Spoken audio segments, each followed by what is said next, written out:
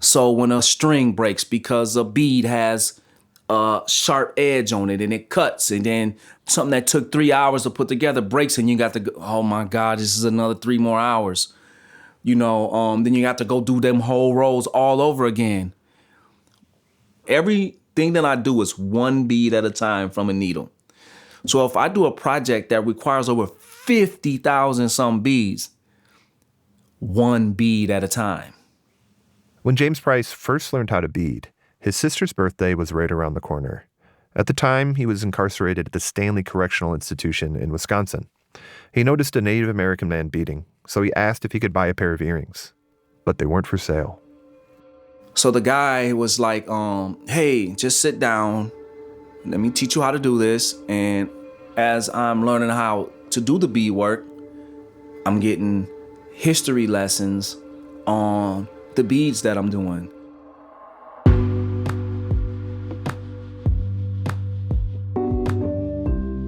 I'm Adam Carr, public historian and co-host of Human Powered, the podcast from Wisconsin Humanities and Field Noise Soundworks, along with former Milwaukee Poet Laureate Dasha Kelly Hamilton.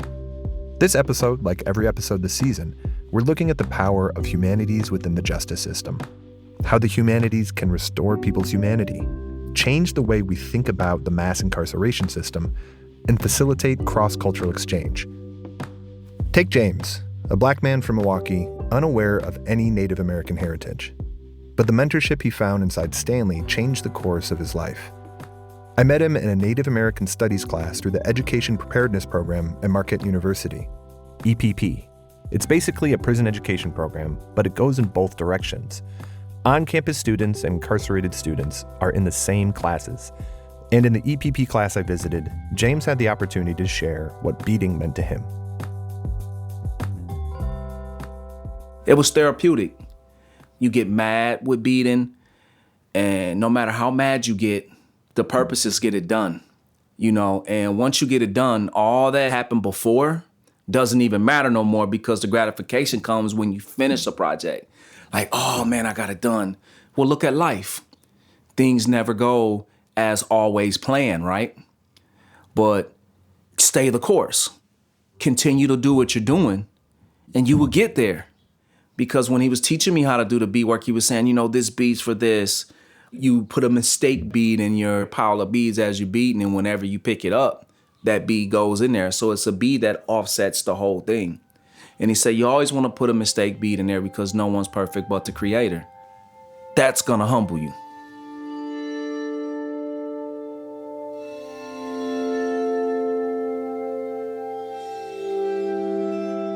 Dasha, imagine you went to a university course looking for good audio, and then that guy started talking.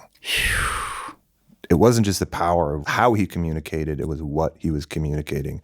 A mistake bead? When you think you have a plan on how you're going to work through all of life's variances, a mistake bead is planning, and it's also allowing for your fallibility. You're going to make a mistake, and we work so hard to not make one. So just this one little action in a craft technique to allow for a mistake, we're missing out. And think about where that man was sitting when he learned that. Oh, in a building of mistakes. Learning that there's mistake beads. And you also can hear the joy in the process. You can hear, it's like listening to people talking about gardening too. All of it's hot and the bugs are getting at their collars and all of the things that make gardening challenging. But the gratification and that sense of satisfaction, more than just I accomplished this thing, yes, that's a level to it, but you can just hear like working through the mistake and working through that humbling of what these little bitty beads are going to do. You can hear that in how he even described it, and you can't replace that with anything. That's that verve of being alive. Finding a way to work on a garden where a flower might be least likely to bloom. That's so beautiful, and I think that's a lot what this episode is about. A good friend of mine, Rob Smith, Dr. Rob Smith, I'll say because we're in front of people. He's a brilliant history professor at Marquette. And I knew he was doing this work, and this podcast was a chance to actually get to see it and feel it in a real way, along with a great philosophy professor at Marquette, Teresa Tobin. What is so genius about them is they're not professors who took their spots at universities to just hold those for themselves and those that could afford it. They brought it out into these correctional institutions, and they've also brought those institutions onto their campus. It is a diverse population in our carceral spaces around the state, but we know there are far too many Black men. There are all kinds of people that made mistakes, but systemically, we lock up so many Black men in Milwaukee, it's almost hard to keep track of the statistics. But one thing we know, we're at the top of a list that is devastating.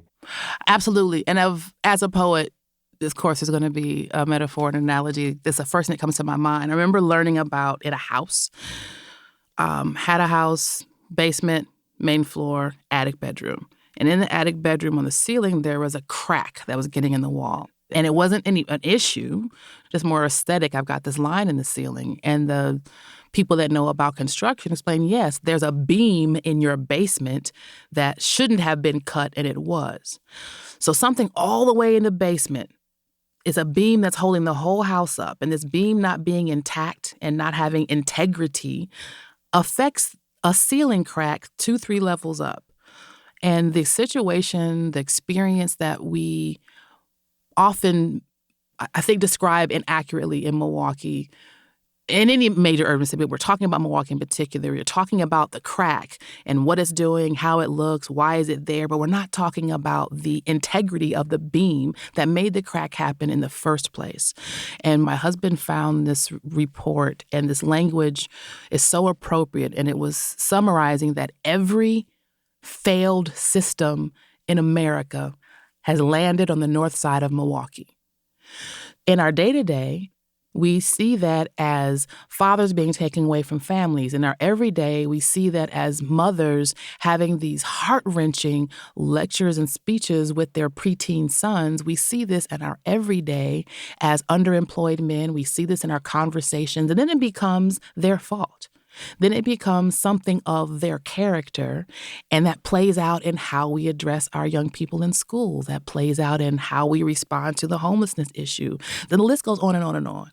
But we don't talk about that beam. We don't talk about that cut in that foundational beam in the building. We instead talk about how dare these human beings react to the disenfranchisement, the disrespect that's been mandated against them. And that's the conversation that needs to switch around in these discussions and this podcast even, and going into these spaces and honoring these men as human beings who are men. We can have discussions about how they got there in another fashion, but treating them as humans, and that's treating all of the parts of them.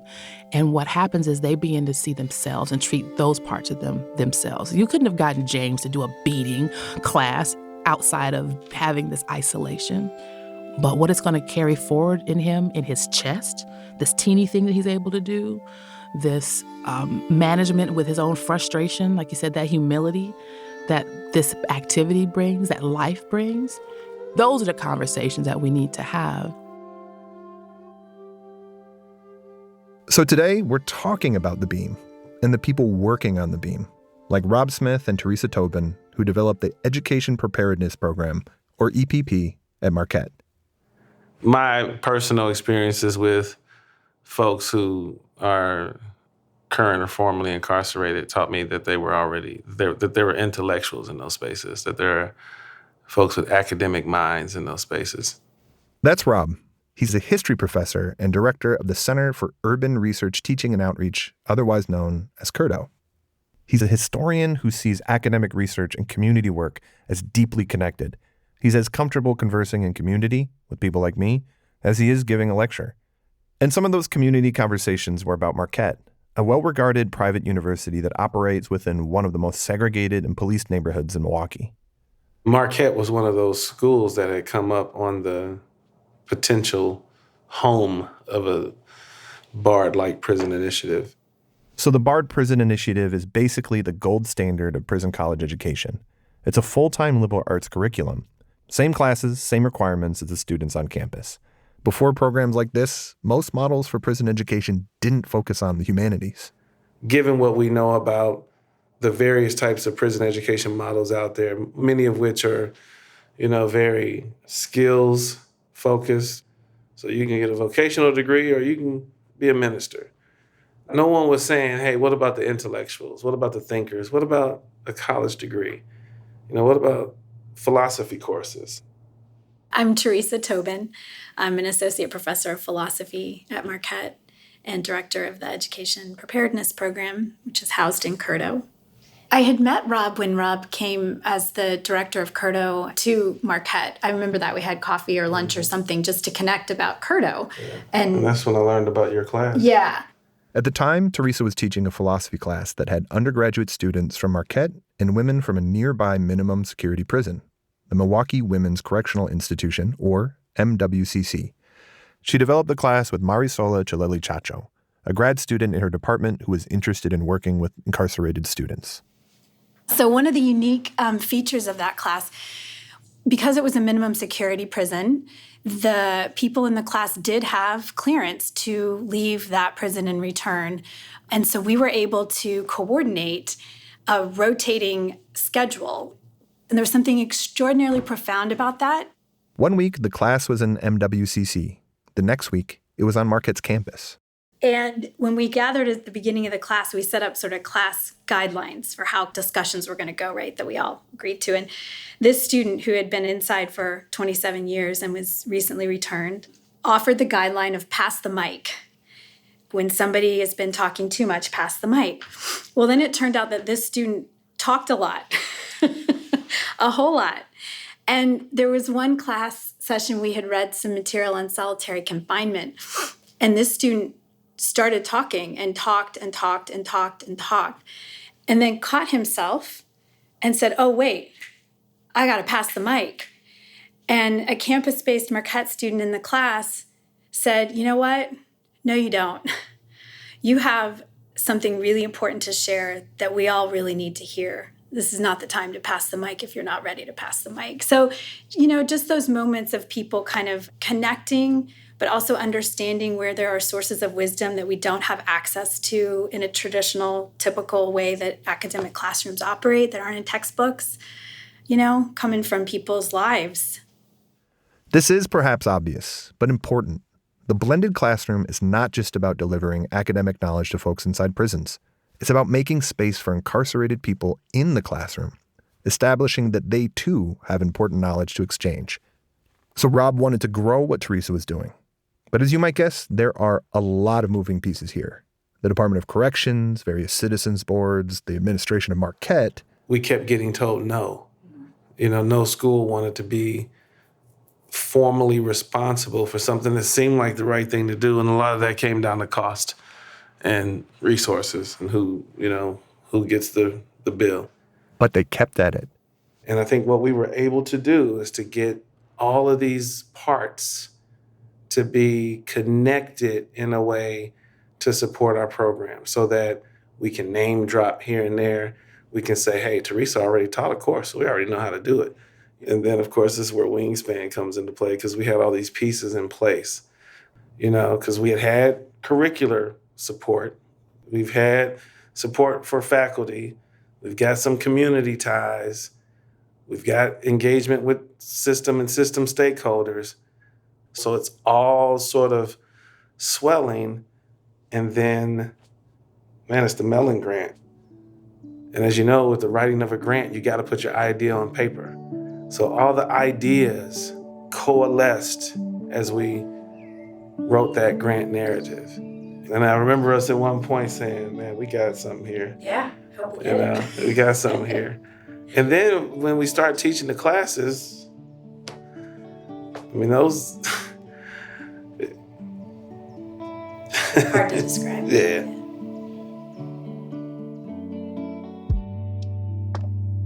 So like Rob said, this is where Wingspan comes into play.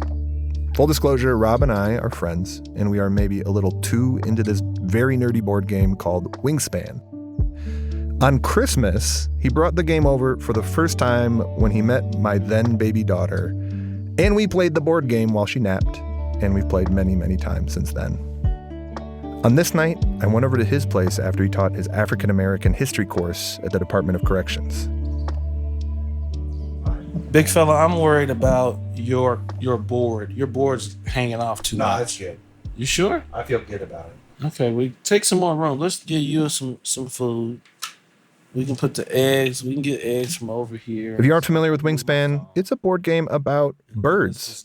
After that, it gets pretty complicated, but you end up talking and thinking about birds a lot. Let's get everybody on the same. Look at that. Our boards are right. What's our first round? Round 1 is birds, eggs, and that. No doubt.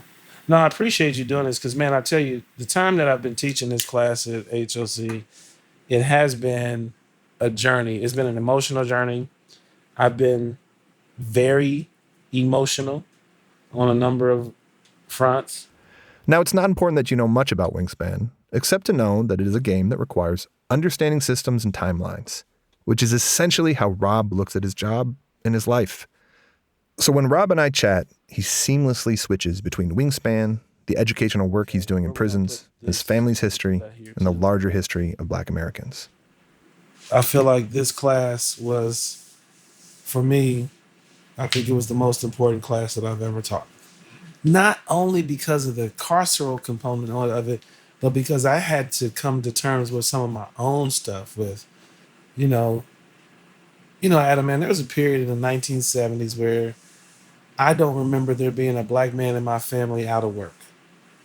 And I remember them working overtime. And I remember them working and we were having a very good life. Rob remembers well-paying municipal and government jobs on top of an abundance of factory employment. And by the late 80s, most of those men were almost unemployed or underemployed. You know what I mean? Like, that was an intentional strategy. Rob says that something changed in the 80s and those jobs began to dry up. And so did the middle class. Maybe not everybody spent a lot of time in jail, but a lot of people ended up cycling into jail. Now, and by a lot of people in Indianapolis, that might have been 12% of the population. Rob's childhood was greatly impacted by that cycle. In fact, my father was incarcerated. I spent a number of years, up to about 12 or 13, visiting him in prison. And, he was actually the person who kept telling me over and over to be a gentleman and a scholar. That was his whole thing with me, be a gentleman and a scholar, over and over and over. And in the time that he was incarcerated, I visited him many times. It was an experience. Other family members were incarcerated as well. So to a point that in my teenage years, my mother said, I can't let you keep going to visit people so that you don't get comfortable in prison. So the notion that there was an unfair criminal legal system was noted. Ultimately, Rob's mom was worried he would get swept up by that unfair criminal legal system. But she wasn't the only one looking out for him. But man, them guys who had been locked up, they were also the guys who really taught me a lot. Man, guy would say, hey, Will Smith, don't hang out with them cats. Stay away from them. Like, it not that it was him trying to instruct me, but like, that's just what it was. Like, that's not, you're not going to do that. Sure. And so to be in an opportunity to then have a class taught in a correctional facility, it brings up a lot of that. Yeah. And so I had to grapple with that. I had to come to some terms about what honestly could have been a different trajectory. Sure.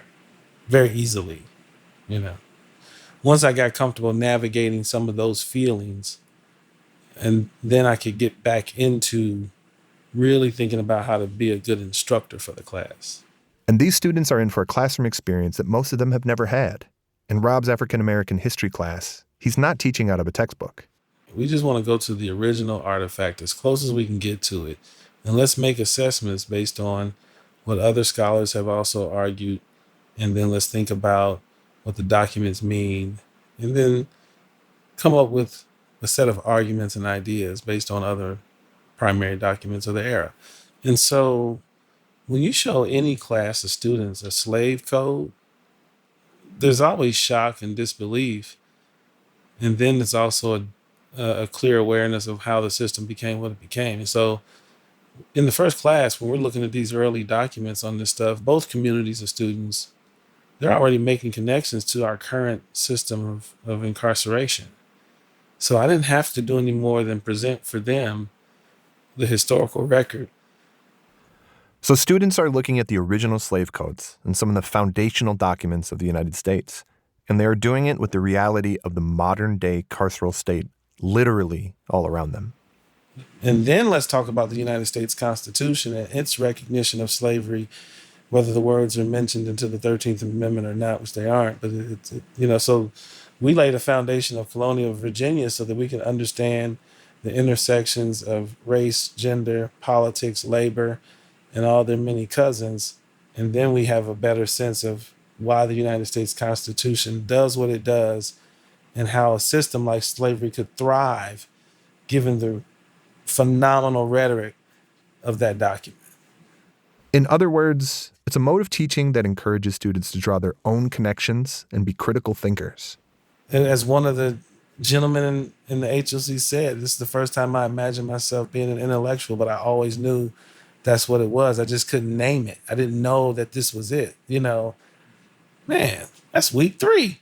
Come on, Sometimes in this work, Rob has to ask himself hard questions, like if prison education classes are in some way reinforcing the problem of mass incarceration. But Adam, it is fair to ask the question, is a program like this ameliorating the system? It's a fair critique. I appreciate that critique around engaging with a system that is so woefully vicious in its bias. And so the idea being that it's so messed up that by doing something with it, you're in some way complicit, or you're adding to the value proposition of these institutions. See, you can go to jail and still get a college degree, but you're gonna still go to jail. That critique is fair. Well, how do you deal with it? It's hard not to believe in the enterprise of that educational and academic experience in the college classroom, given what each of these classes were like, especially this one tonight.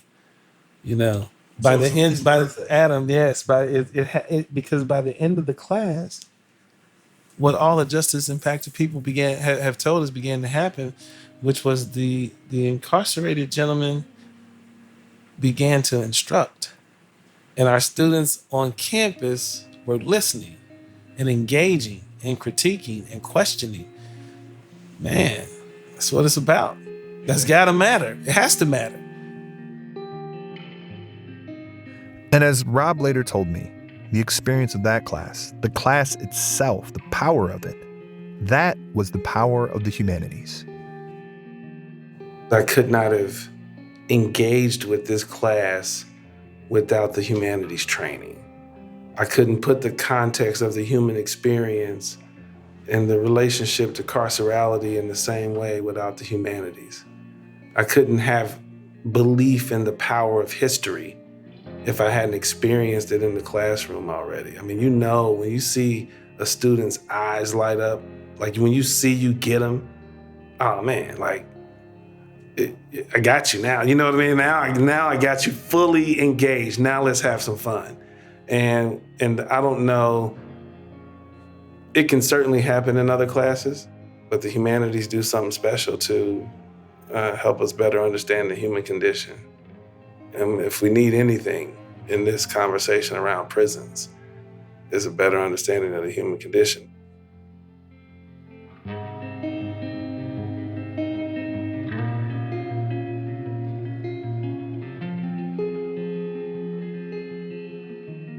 More after the break.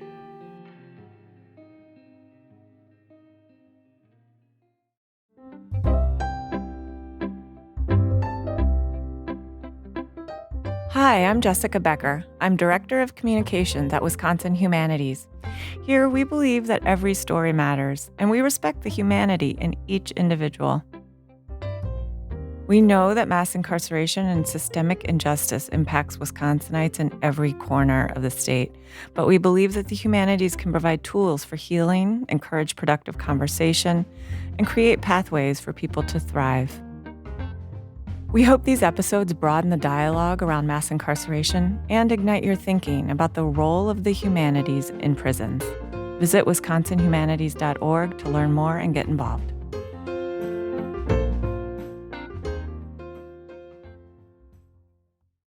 After talking to Teresa and Rob, I knew I wanted to see an EPP course for myself. Rob's African American history courses are one of several courses connected to 2 different prison populations. The classes range from psychology to creative writing to a course on the history of Native America. Yeah, this is very humbling. Thank you so much. That's where I met James Price, showing off his beadwork. James. Ah, man, that's trying to hide from. Well, there's only 2 left, so it's either you or James. I'll be quick. The final assignment of the class is an un-essay. Instead of writing a paper, you give a presentation about something that's important to you. Obviously, James talked about beading. So when I did my time, like in prison, I said it's when I leave, it's something that I'm gonna take with me because it's like it's my silver lining. It's therapeutic. It calms me. To me, it just showed how resilient and that Native American culture is, and how accepting that they were. I was a troubled kid. I was very compulsive, and I didn't know how to articulate myself. I didn't know how to talk. Well, we can fight about it, and then we can come to the table and try to talk about it. But I was always told, like when one of the elders had told me, he said, man, what's wrong with you? Why you always mad? Put that energy into something else. Couldn't fathom it then. And I don't know, for some reason, it happened. It got to me. But that same energy, and he told me something, was like a man, he's not measured by what he can do physically. It's how he conducts and how he holds himself. So with that being said, like I got like a whole bunch of stuff in here that I do. Like I make earrings, I make medallions, anything that you want pretty much. If I can put it on a sheet of paper, I can make it.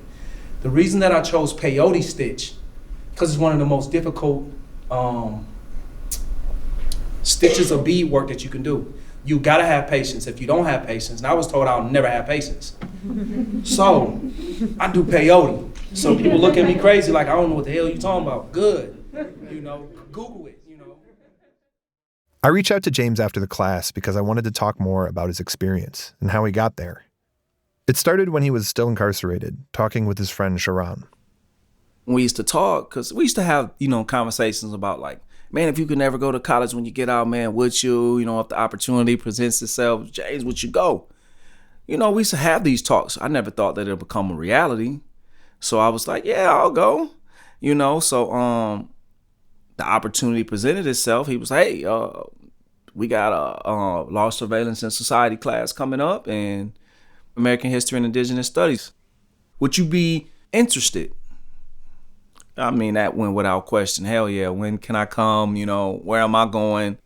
Because of James' beadwork and the people who he learned it from, the Native American history spoke to him. To be misled as a child about history of Native American culture, history, period. To be told the stories and then to be able to go to class in college about it, to get it even from a scholarly level, from a professor level, the truth is going to resonate with you.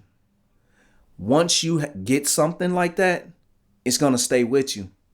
I think that class should be a mandatory class for every student that comes to Marquette, whether you want to take it or not. I feel that they need it, and I feel that kids need to know the truth. But the class also gave James a new sense of himself and the city where he grew up. I never even knew, even the time as a child was Marquette being there, that what all consists of the campus. And I was like, whoa, all this is Marquette? Even as a kid, thinking about 30 years ago to now, it's and to be able to walk on, on that soil, I feel good about it. Now, James does work in his community to prevent violence. The thing is we try to catch the gun violence before it even starts. So if an argument ensues, we try to get on it right then and there, because we don't know if that argument can lead to a fight, that fight lead to guns being drawn, someone being shot. James works with 414 Life, connected to the city of Milwaukee's Blueprint for Peace. It's all about improving conditions in areas of the city most impacted by violence. It's rooted in a public health approach to violence prevention and requires community residents to be part of the solutions. This concept isn't new. 414 Life in particular is modeled after a Chicago violence interruption operation created in the 90s. It's built on the simple idea that violence and gun death can be prevented before it starts. And we just try to get out here and promote peace. Our goal is to treat violence. It's a disease. I don't tell the kids in the neighborhood that, hey, what you're doing is wrong. I just say it's not normal. It's not normal for you to have a disagreement with somebody and it leads to gun violence. You should be able to disagree with someone and walk away from that situation. And I think that a lot of people in the inner city no one really gives a damn. And when you got someone that's coming there telling them like, hey, no, I got a better solution for you. Something that they haven't heard before, for some, it can be empowering. So basically, James is trying to teach these guys patience. Patience within a very tense situation. All those peyote stitches he was assigned when learning how to bead paid off. The way that you described beading before and the way you described intervening in the street when there's, with gun violence is very similar. You were saying like the beating made you stop. Yeah. And it made you separate and it put your mind somewhere else. And it seems like that's exactly what you try to do in your interventions. Yeah. You try to basically say, hey, go bead. Yeah. But you have to be, the conversation is the bead. It's almost like I become better with the people that I've been referred to or the people that I can show you a better way once you do a figure 8 and you're trying to do an increase or a decrease. I know it sounds like a foreign language, but those who be know what I'm talking about. But once you do an increase or a decrease, hey, I know a quicker way or a better way that's even better to even, you pick that up. So same thing in the streets.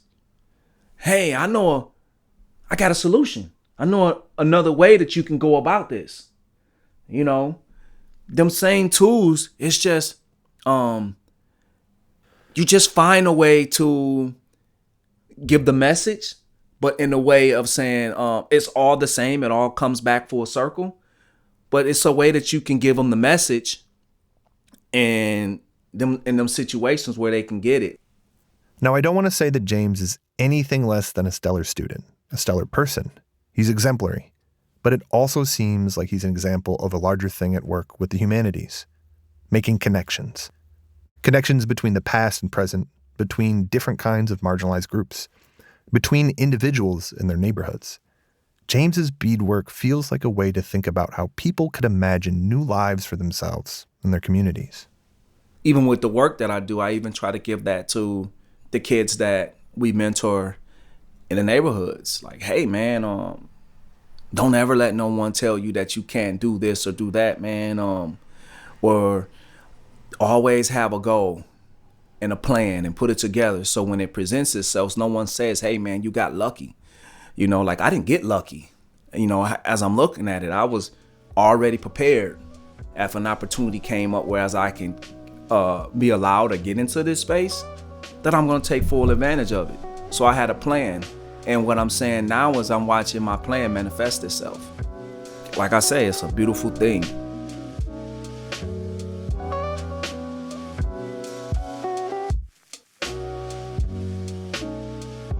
I want to bring back former Milwaukee Poet Laureate, Dasha Kelly Hamilton. Dasha, when you hear James's story, the beadwork, the violence interruption, his plans for himself, what do you think? All of that makes me smile. One, with James expanding all of the ways that he's able to apply that mental skill of making plans. I'm sure he's made plenty of plans before. And expanding that to making plans that are going to benefit him and his future and all the parts of him. Probably hasn't been given that permission in a social way, in a practical way, and certainly not, through this crafts. And absolutely, we have to remember, and this goes back to this reductive caricature that we've all been encouraged to consider of people who make a mistake. And the assumption that those folks don't also have the capacity, like you said, to be philosophers, to also have an idea of scholarship, to be able to discern and debate all of the topics and conversations of life. We're assuming that everyone has a third grade education and has a penchant for crime. And that's because we've been encouraged to think of people who make mistakes in that fashion. But there are philosophers, there are filmmakers, there are all brands of humans in those buildings the same way there are all brands of humans walking around free.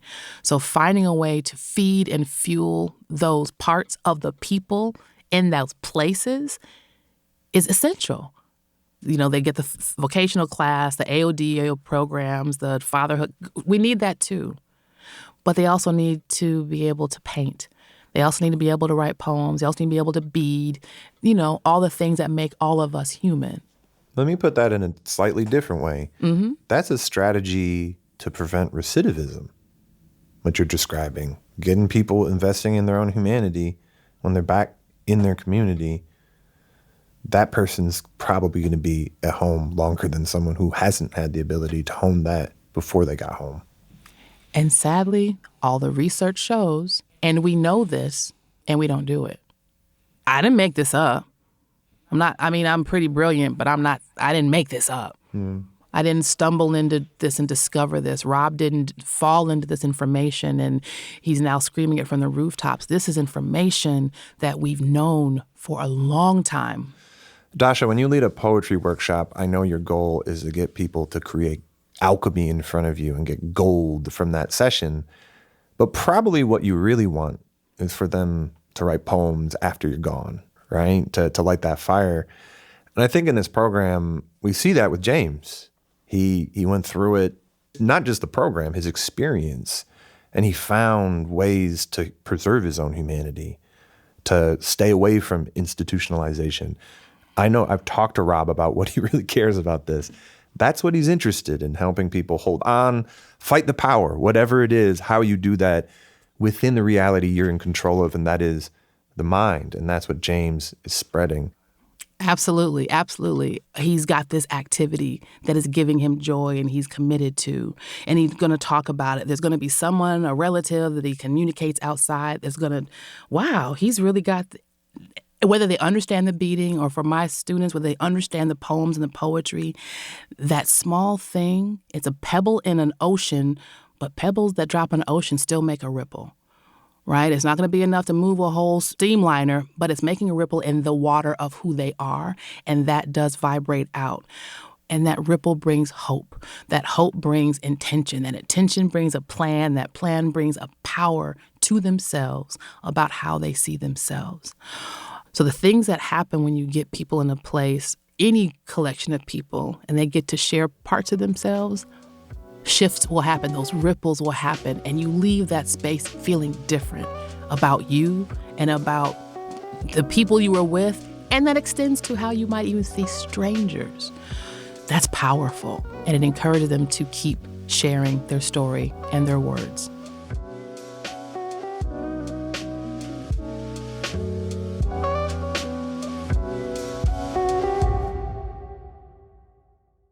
Human Powered is a podcast from Wisconsin Humanities and Field Noise Soundworks. It is produced by Craig Ely, Jade Isiri Ramos, and Jen Rubin. Craig also edits and mixes the show. Executive producers are Dina Wurtzel and Jessica Becker. Our voice recording engineer is Andrew Yambura at Silver City Studios.